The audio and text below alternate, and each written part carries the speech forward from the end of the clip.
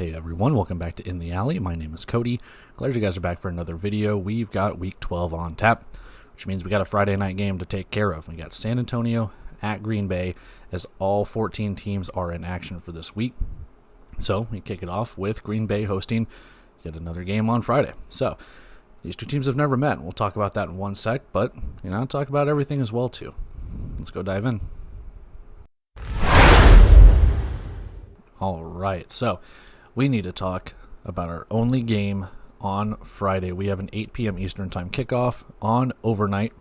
And, at this point, over halfway through the season, you either have the subscription or you don't. So there you go. Maybe you can borrow it from someone. We have the 3-5 San Antonio Gunslingers, 2-1 on the road. So the winning record on the road. And they're going to a place where it's kind of a fortress. Green Bay 8-1 overall and 5-0 at home. So looking to continue that home winning streak. They've just been so good at home, not just this year, but in the last couple of years, just defending the Resch Center. So we'll see if that trend continues, or if if San Antonio can continue their winning ways on the road and bump that up to 3-1. So between these two, they've never met. We'll get that out of the way in a second, but we'll see how these two teams play against each other, because yes, they've never met, and this is like kind of that weird like NFL matchup where you're like, oh, the Jaguars are playing the 49ers in a sense, where it's like you don't really see these two teams going, that makes sense. It's a weird matchup to me. The logos, the colors, it's just kind of weird. Either way, let's talk about our season leaders here. For San Antonio, Fred Payton is your leading rusher and passer, and Liam Thompson is the same for Green Bay. Payton is 68 for 120, 856 passing yards, 17 passing touchdowns, and 8 interceptions. Liam Thompson is 104 of 166, 1,403 passing yards, 33 passing touchdowns, and 6 interceptions. Both those guys, as I mentioned, are your rushing leaders as well. Payton, 43 rushing attempts, 243 rushing yards, and 4 rushing touchdowns. And Liam Thompson, 88 rushing attempts, 358 rushing yards, and 13 rushing touchdowns. Obviously, Payton hasn't started the entire season. Otherwise, his numbers could be a little bit more inflated. But all things considered, they're not bad compared to Liam Thompson, especially kind of that rushing category where the lack of a rushing game has been there for San Antonio throughout the season. Your receiving leaders, Glenn Gibbons for San Antonio, 17 catches, 331 receiving yards, and 6 receiving touchdowns. And Drayshawn Hudson for Green Bay, 27 catches, 444 receiving yards, and 8 receiving touchdowns. Taking a look at our injury report now. Caveat to this, I have not seen any roster updates, nothing on the website, nothing from what I normally get. So all of this take with a grain of salt. So just because these are here, these are what they were last week or even a couple weeks ago. So this could be different. These guys could be off of short-term injured reserve. These guys could be however it could be. Could be other guys added, just how we go with it. So nothing new to really speak of when it comes from either injury report. We'll see what kind of transpires. So obviously the most recent ones being Joaquin Collazo and Marcus Floyd from San Antonio's last week game against Tulsa. So other than that, Green Bay's had their bye week and everything, so things could have changed.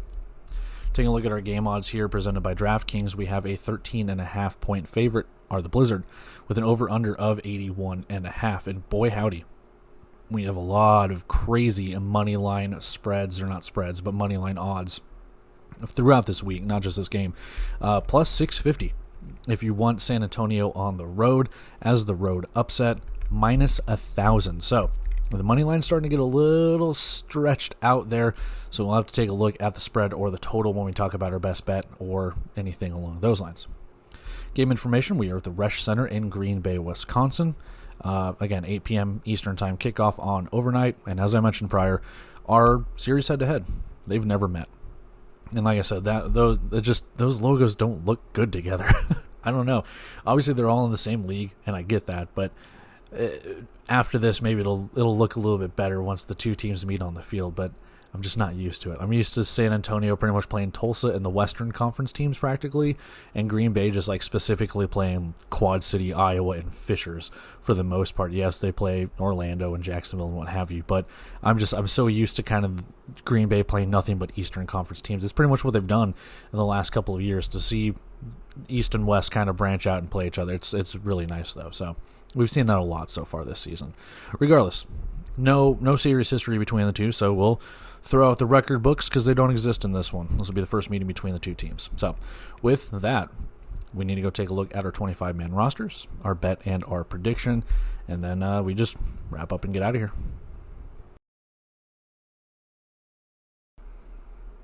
All right, so 25-man rosters in front of us, and again, the caveat with this is I don't have a roster update for you in the last couple of the last week or so. So these are last week's, and in the case of Green Bay, pretty much last week's too, with whatever they've put in. So things could change.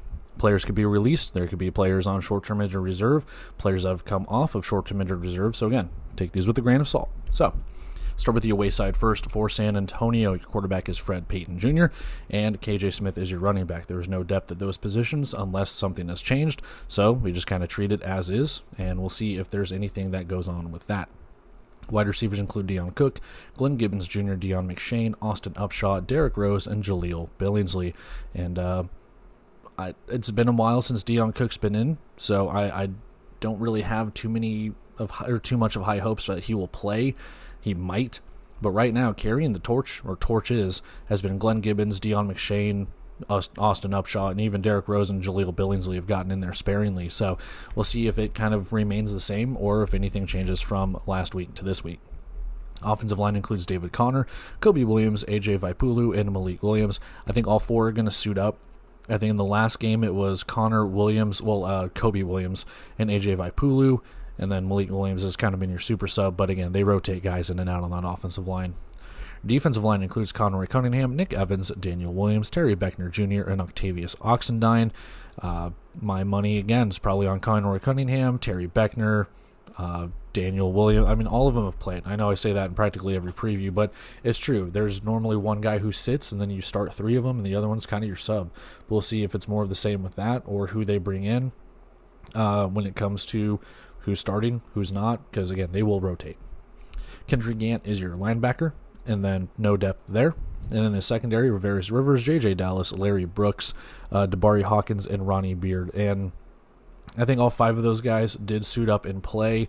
I want to say Beard was the odd man out with the other four starting, but I could be mistaken. I know they all played at some point because, 21, what they were saying was someone completely different on the stat sheet, so we had to correct that. So Rivers, Dallas, Brooks are your main starters, and I think Hawkins is your fourth. Beard will most likely be your sub. Tyler Huddle is your kicker for San Antonio. It's a 25-man roster for the Gunslingers. Over to the Green Bay side of things, Cole Stenstrom and Liam Thompson are your quarterbacks, Liam Thompson being the starter, Cole Stenstrom being the backup. Your running backs include DeMylan Brown and Kyrie Robinson. Brown's most likely going to get the start. Robinson's going to be the backup. He has suited up in the last couple of games, so maybe we'll see a couple of touches from him as well.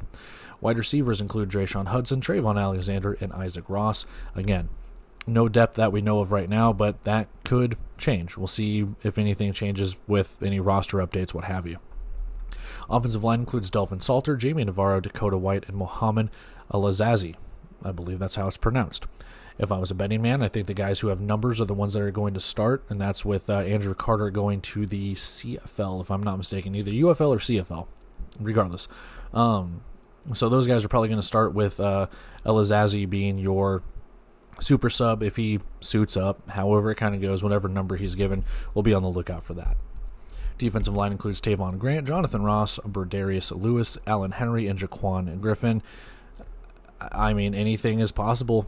Any of those guys could start. It wouldn't shock me if Grant, Ross starts, Allen Henry, Jaquan Griffin, they've all suited up. I think in the last game Green Bay had, which was that against Quad City, I think all five of them played. So either special teams on extra points or rundowns or whatever it could be on kickoffs, they all play. Three of them are going to have to start. I think they'll suit up the other two, kind of rotate guys in. Linebackers include Brian Lee and Brian Horn. Brian Lee's kind of been a mainstay at the linebacker spot. Brian Horn's been kind of exclusively on that special teams unit, but he has gotten some playing time. We'll see if that remains the same. Secondary includes Marcus Hillman, Dorian Davis, Frankie West Jr., DeAndre Glover, and Najee Snyder. And I think it's everyone except Hillman. So Davis, West, Glover, and Snyder will be your starters. Hillman does play special teams. He will most likely suit up, and we just kind of go from there on that secondary. So Green Bay's been doing it for a while. Kicker is Andrew Mevis, and that's your 25-man roster for your Green Bay Blizzard. That was your 25-man roster for the San Antonio Gunslingers. And with that, we need to go take a look at our best bet and our prediction. And after that, we'll just get out of here. All right, we need to talk bet and prediction for this one. And minus 13.5 for Green Bay. I don't know what to make of San Antonio. The offense to this point has still not scored 40 points plus in a game. I think the closest they've gotten is 38 or 39. They've gotten close, but at the same time, for what it's worth, I gotta go with Green Bay in this one. They are just a wagon at home. They have a stellar record. I mean, their only loss is to Quad City, where, I mean, do you want to call that a fluke? I'm not necessarily sure. Some people will. That's perfectly fine. As a Quad City fan, I won't. But, you know, at the end of the day, that's what we're looking at. We're looking at a team that is one loss away from being 9-0.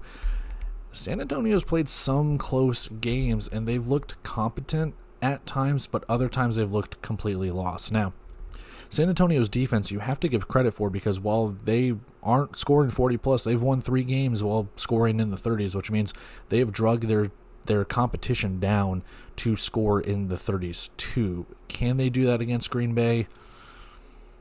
I don't think so, man. I think there's too much firepower for what Green Bay has. And when you look across the lines, not literally like offense versus defensive lines, but you can too. I think the firepower that Green Bay has is more than what San Antonio has. Look at the skill positions that they have. Now, Ravarius Rivers and J.J. Dallas, I mean, those are some pretty good secondary players, and you can't necessarily count them out. The defensive line with San Antonio, it looks pretty good. I don't know if they've necessarily, I mean, yes, they have. They played, Arizona and teams like that, but this is a completely different Green Bay team.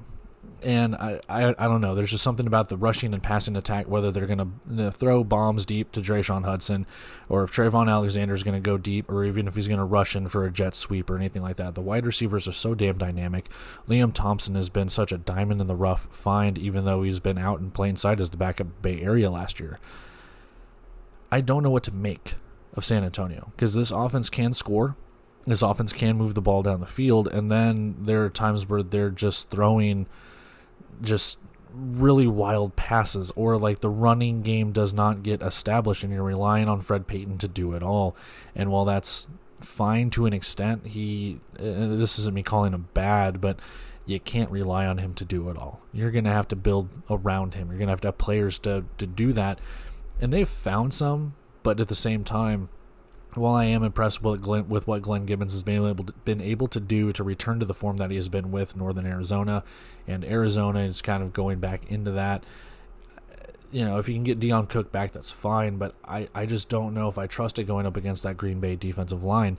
That defensive line is really, really good. Yes, they don't have Sean Mustin, allegedly. We'll see what happens.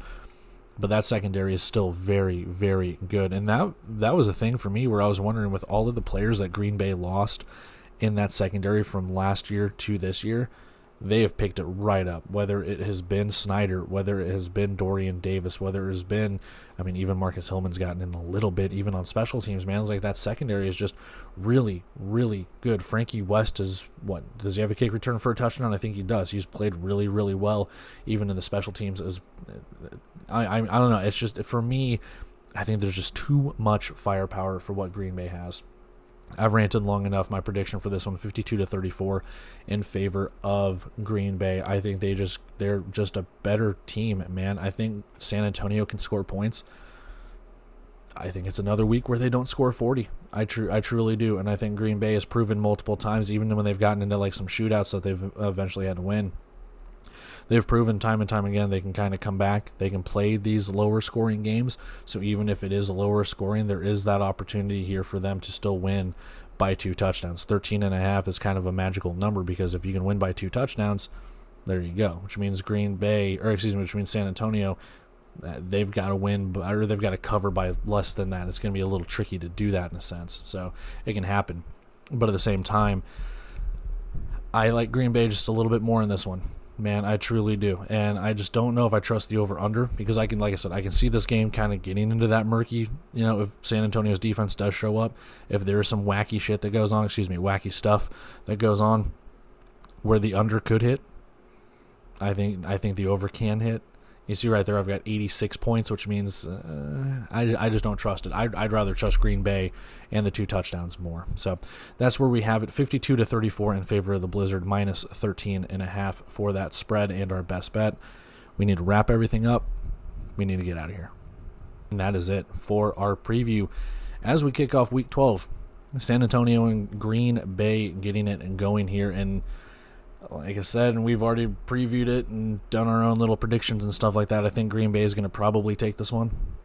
Maybe they don't cover the spread. Maybe they over-under, whatever you bet on, doesn't hit. I still think that they're the better team in this one. But we do have a whole swath of action. I'm trying to use more adjectives and different, bigger, cool words, man, like an encyclopedia and thesaurus and all that stuff. But we have every team playing this week. We're going to kick this one off on Friday. We've got quite a few games on Saturday and then 2 games on Sunday, as we normally do for our Sunday slate of games. Your one in the early one at 4, and then 7:30 as your later one. So all the teams going. We'll see it. I'm excited to get all the teams back. I'm not necessarily excited to do all the previews and recaps of it because that's a lot of teams and a lot of things to do. It takes a lot of time, but regardless, that's where we have it for our Friday preview, and we just look forward to it, man. We're going to look forward to it and see if San Antonio can pull the upset on the road or if Green Bay is going to continue their dominating ways. But until then, we've got other previews and everything that we'll get to take care of when it comes to Week 12, and then we start seeing some bye weeks start to pick back up. I think there's only 4 teams between now and the end of the season that still get 2 bye weeks. I think Arizona, Quad City, Green Bay is one of them, and there's one more. Maybe, it's like New Mexico or Fishers, or I think it's Fishers. So regardless, everyone else only really has 1 bye week left throughout the rest of the season. So things are going to get a little tricky, and we're going to really start seeing that jostling for playoff position. But till then, I'm going to take off here, guys. I love and appreciate every single one of you. And if you feel so inclined to, like, comment, share, subscribe. If you don't, then don't. And we just go from there. But I'll catch you guys in those previews for the rest of Week 12. And until then, see ya.